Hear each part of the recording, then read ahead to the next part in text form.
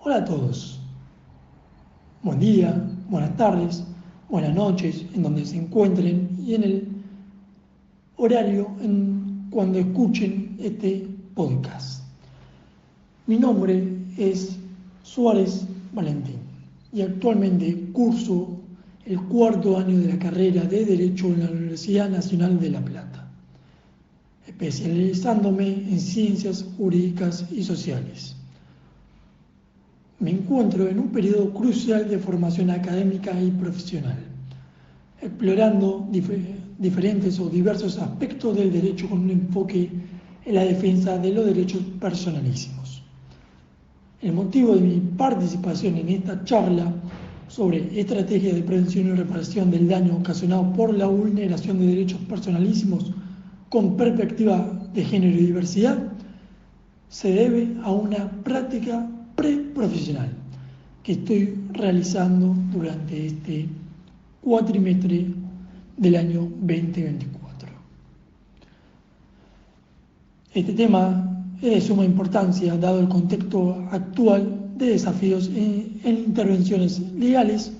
con enfoque inclusivo y de respeto a la diversidad. Hoy nos concentraremos en analizar un fallo relevante emitido por el Juzgado Nacional de Primera Instancia en lo Civil número 22, con fecha del día 13 de febrero del año 2023, en la causa CJU y otro contra TAM y otros por daños y perjuicios. Por su parte, este fallo nos permitirá ver los desafíos y las soluciones legales ante actos de discriminación basados en la orientación sexual, destacando la importancia de una justicia inclusiva y protectora de los derechos humanos fundamentales. Buenas a todos, ¿cómo están? Me sumo a la presentación que ya hizo mi compañero. Yo soy Nasira Miel, también me encuentro cursando el cuarto año de Derecho en la Universidad Nacional de La Plata y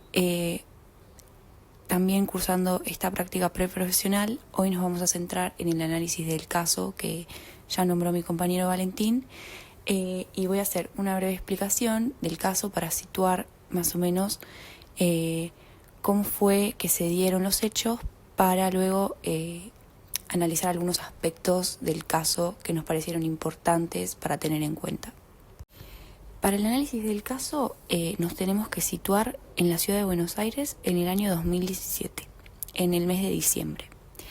Las partes, en este caso, que son JCU y SNBS, se encontraban desayunando en un local de comidas rápidas cuando un grupo de 8 chicos de la misma edad comenzaron a insultar a JCU acusándolo de tener determinada orientación sexual. El problema se presenta cuando la situación se pone más complicada, cuando este mismo grupo, un rato más tarde y fuera del local, más específicamente en el estacionamiento del local de comidas rápidas, comenzaron a pegar a JCU, a propinarle golpes, a insultarlo, impidiendo que su amigo, ese NBS, la otra parte, pudiera ayudarlo, y también este mismo recibiendo puñetazos. Todas estas golpizas se daban con la excusa de que JCU presentaba una determinada condición sexual y que por eso le estaban pegando. La causa fue elevada al fuero penal, se realizaron las denuncias y estos 8 jóvenes fueron penalmente condenados por lesiones graves agravadas por ser cometidas con odio hacia la orientación sexual. Pero lo que en este caso nos importa destacar es que no solo se hiciera justicia desde lo penal, sino que también desde la parte civil, que fue un gran problema para este caso, que por eso nos pareció interesante, porque el efecto de cosa juzgada que genera la sentencia penal generaba el impedimento para lograr un resarcimiento en lo civil para las partes afectadas. Finalmente, y a través de distintos instrumentos jurídicos y pruebas que vamos a analizar más adelante, se logró llevar a una sentencia civil para la reparación de los daños causados, generados a las partes, que ya sabemos que afectaban distintos ámbitos de la vida de las personas. ¿Cuáles fueron esas estrategias que se utilizaron para lograr reabrir la causa en el ámbito de lo civil? Bueno, con respecto a esta pregunta, para mí este fallo me representó un avance muy significativo en lo que es jurisprudencia en lo relacionado a la no discriminación y a la orientación sexual. La defensa fue ir a buscar la respuesta en el ámbito internacional. La respuesta encontrar la solución a por qué dejar todo solo en una reparación penal cuando lo civil también representa una parte muy importante del caso. Así es como logran, en el caso, citan a la Corte Interamericana de Derechos Humanos, que en su cuadernillo número 19 expresa, y bueno, voy a citar lo que allí se proclama para que se entienda. La Corte cita allí que se considera necesario recalcar que el alcance del derecho a la no discriminación por orientación sexual no se limita a la condición de ser homosexual en sí misma, sino que incluye su expresión y las consecuencias necesarias en el proyecto de vida de las personas. Si bien en el caso se citan diferentes fuentes y casos de carácter internacional, esta declaración de la Corte abre de cierta forma el camino, y una parte muy importante de esa declaración es que resalta que no solo es importante para la víctima de discriminación el cese de esos actos discriminatorios, sino que también la reparación del mismo, para también comenzar con una con un proceso de sanación con lo que es el caso. O sea, la víctima se va a ver de alguna forma completamente reparada cuando logre en todos los aspectos de su vida poder salir adelante. Y además no solo la respuesta estaba en lo internacional, sino que también la ley antidiscriminación número 23.592 de nuestro país, en su artículo número 1, entiende que hay que dejar sin acción, sin efecto, la acción de actos discriminatorios o cesar en su realización y reparar el daño moral y materialmente ocasionados. Es decir, que avala y vuelve a poner en importancia esto de el reparo en el daño moral y material que se le causó a la víctima. No fue el único medio utilizado, se logran, se tocan casos de jurisprudencia de otros países, pero a lo que voy es que es muy importante que la respuesta estaba ahí en todos pactos internacionales, mismas leyes de nuestro país que avalan esta reparación y la importancia de esta reparación civil posterior al daño que ya fue reparado, digamos, de alguna forma penalmente. Es así que a través de la utilización de estos mecanismos es que se logra dar paso a la sentencia de reparación integral para la víctima, donde allí se tienen en cuenta reparaciones más que nada sobre el aspecto psíquico de la persona, para el pago de todas lo que son terapias, no solo de la persona, de la parte más afectada, sino también de su amigo que desde un principio no se lo quiso tener en cuenta, en el sentido de que no merecía una reparación.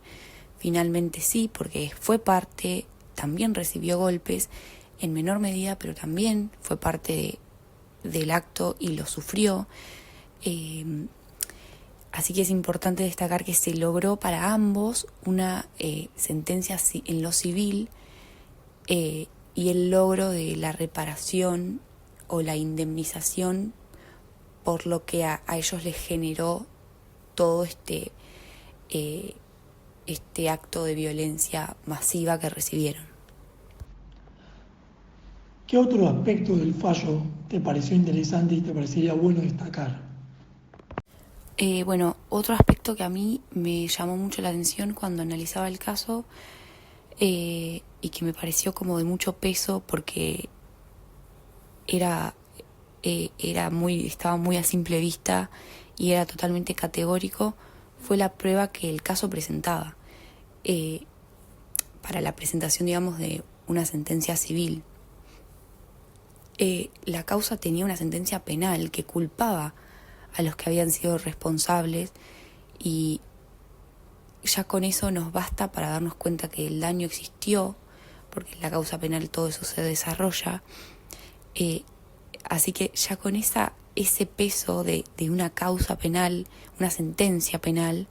mejor dicho, quedaba totalmente demostrado y a la vista de todos que el acto discriminatorio había ocurrido y había generado en las víctimas daños. Esa fue como la prueba más obviamente relevante, pero también había pruebas más pequeñas que a mí me resultaron muy como buenas, en el sentido de que eran pequeñas cosas pero que te daban cuenta de lo que estaba pasando. Por ejemplo, se nombra que en una prueba fue la cancelación de un pasaje de avión que tenía la víctima para el día en el que él se tuvo que encontrar hospitalizado, y se encontraba hospitalizado por todo lo que había sufrido. Y pruebas también más que aplican a lo actual, que había gente que había grabado los hechos, habían subido los videos a las redes sociales, pero lo que a mí más allá de todos estos testimonios, muchos testimonios, videos, obviamente los partes médicos de las personas que los atendieron, profesionales de la salud, no solo médicos sino también psicólogos que atendieron a las víctimas a la hora de la terapia post-traumática, digamos. La prueba de más peso era la sentencia penal de los condenados y ya con eso se podía dar cuenta que en el desarrollo de esa sentencia el hecho existió y no había mucha más vuelta, no había forma de escaparle a esta responsabilidad civil por la que los acusados debían responder. Bueno, y un poco como para ir cerrando esta conversación sobre este caso, si bien tal vez es un caso que lamentablemente solemos escuchar de golpizas que se dan a la salida de un bar, de un boliche o por X motivo en cualquier lado, me pareció que es algo que se da muy seguido, y una sentencia así que pene en el ámbito penal y civil a su vez da como un nuevo camino para futuros casos que lamentablemente sabemos que van a volver a ocurrir porque lo siguen sucediendo, y que se tenga en cuenta todas estas leyes antidiscriminatorias de que nadie debe ser juzgado ni menos golpeado por la forma que tiene de expresarse o la forma que tiene de ser. Me parece que da como un inicio a algo que puede ser positivo dentro de estas situaciones que son negativas, pero que lograr una reparación es posible. Así que nada, les queremos agradecer por el espacio y espero que les haya gustado, y nos vemos en el próximo capítulo con un nuevo fallo de jurisprudencia.